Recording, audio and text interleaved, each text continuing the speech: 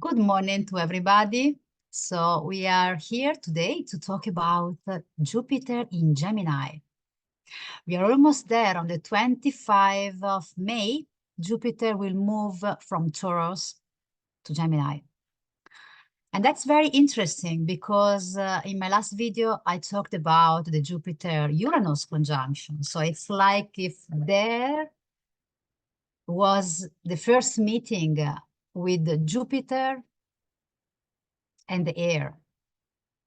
So meeting Uranus really triggering new breakthrough, new cycles, and also bringing a lot of drastic and sudden and unexpected turns in our lives. So it was already a lot, but it was just a preparation. And now Jupiter is ready to move into Gemini. So full air. After 1 month in which it invited us to really embody, to really feel the body, find safeties in our body, really also find our inner resources. Starting building something in a slow rhythm, in a slow pace, focusing more on ourselves and our territory and what's immediate around us. But now we are ready to open up again. And Jupiter in Gemini is really a lot about opening. Gemini is ruled by Mercury, and Mercury in the myth was the poor that was laughing at the laws of the adults. So he doesn't care. He just wants to have fun. He's really, really uncatchable. He's having a lot of fun in his life and making fun of others. And just laughing at those people who are too serious or try to imprison him or try to give him rules or laws. So that's also this energy that we can start to feel with the Jupiter entering Gemini. And it's also a lot about adapting. So I always say to my students that the Gemini is the chameleon of the zodiac. So it's really changing color, adapting to the environment. Something comes in, okay, how do I respond? How do I react? Do I get stuck? Oh my God, this is unexpected. This, I don't know how to react to this. Oh my God, fear. Or, okay, I play with what's coming. So it's really about dancing with what is coming, responding, you know, from a place of opening, of lightness also. There's a lot of potential, of lightness, if we really embrace it. And we need that after all these intense times. Being light, stopping taking ourselves so seriously, having fun, enjoy, embracing our duality. Because Gemini is a dual sign. There is duality like in Sagittarius.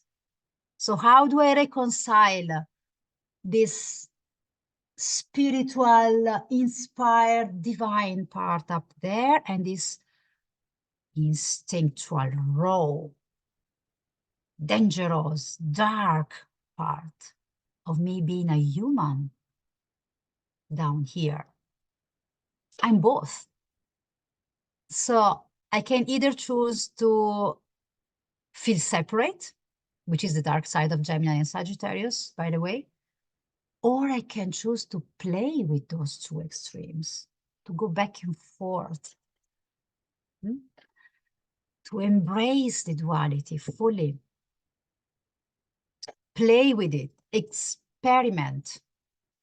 So that's really, really a wonderful chance for us. Of course, the air signs and the fire signs will be the ones that will be most benefited by this position. But also, let's have a look at the pace of this Jupiter, because it will be a very fast pace. It will go very, very, very straight, sorry, through the first 2 decades. So it will go without stopping, without retrograding until 10th of October, touching the first 2 decades. And then in October, on the 10th of October, it will start retrograding. Then it will move back forth again, and it will be in Gemini until June 2025. But let's have a look, because it was important for me to have a look at the exact degree where this retrograde motion begins. And I found very interesting things, both in the Sabian symbols and in the Chandra symbols. So the Sabian symbol is about a party, where in the countryside, where they're making wine. So it's a place where the couples can dance together, and they get together dancing. So there is this energy of this, what I just told you, you know, this, getting together with our 2 extremes, really allowing our masculine and feminine to merge. But it's more really, wow, I was mind blown when I read the Chandra symbol about this, because it's a young girl sold to a sultan. And it's really this, all the old images that come to the surface, karma that is coming back from the past, old patterns. So there is this energy of, you know, being, expecting the worst from the world outside, because we are caught in the past. We are stuck in the past somehow.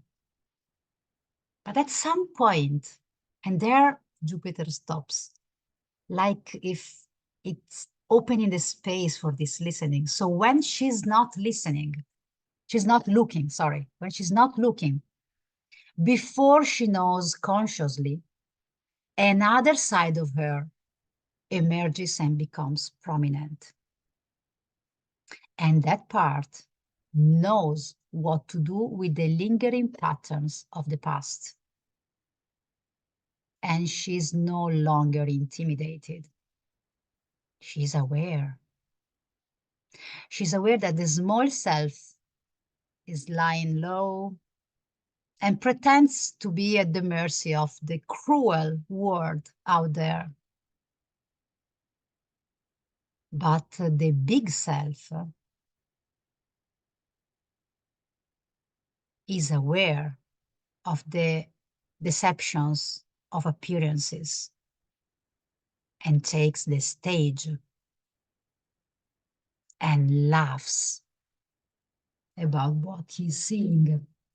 Haha, so this energy of, oh my God, look at that. Look at how are our perceptions of the world, how the world presents itself to me, how all the people I have around are choosing to see the limits, the problems, the diseases, what, all this stuff.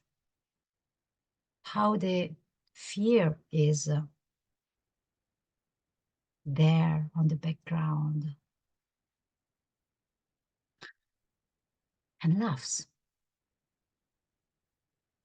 It's like an inner knowing, it's all good. I'm fucking laughing, you know?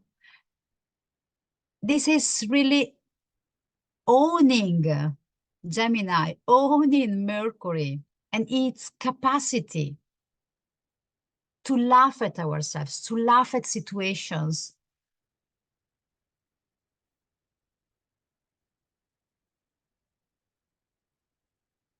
and stopping seeing that the world out there, oh, it's a terrible and difficult and scary space, and just start having fun. So that's the recipe of Jupiter in Gemini. And also, yeah, to celebrate this energy of Jupiter, which is abundance, success, is really offering opportunities and wow, and the opportunities that pour into our lives. I want to join this energy. So I want to make you 3 gifts. So the first gift is that you can have my readings, my transits readings or birth chart readings that normally are 250 in a special rate at 180 until end of the month. And you will find the link to buy it and secure your session in the description here below. Second, for those of you who want to understand more the Jupiter energy in their charts, I offer half an hour reading at a really very discounted low price until the end of the month. And here we are going to see where your Jupiter is in your birth chart. What does he need? How does he find the way to really get rid of karma and of the past and embrace a full sense of satisfaction? What's your Jupiter, your natal Jupiter saying? And also include in this mini reading, where is your Jupiter transiting? Where Jupiter is transiting in your chart now? So where is this expansion expected? Where are you growing? And the third gift is that my program Embrace the Shadow, which is normally it's a group online program. I decided to open also to one-on-one mentoring, and it's a path of 10 steps from Pluto to the Sun. And it's also offered only for the first 3 people that are interested and reach out to me at a very discounted rate, 699 instead of 90.99. It's 10 sessions, online sessions, private with me, where I really lead you from the darkest place with Pluto and finding really that part that is enjoying being miserable, enjoying being in bad positions, reclaiming our power, reclaiming our projections through Neptune, regulated the nervous system with the Uranus. Okay. And the goal is arriving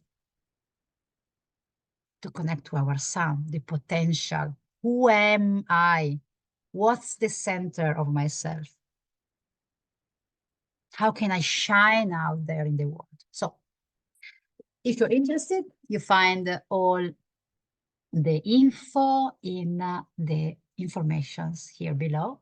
And I wish you a wonderful, wonderful, really time of exploration, lightness, play with this Jupiter.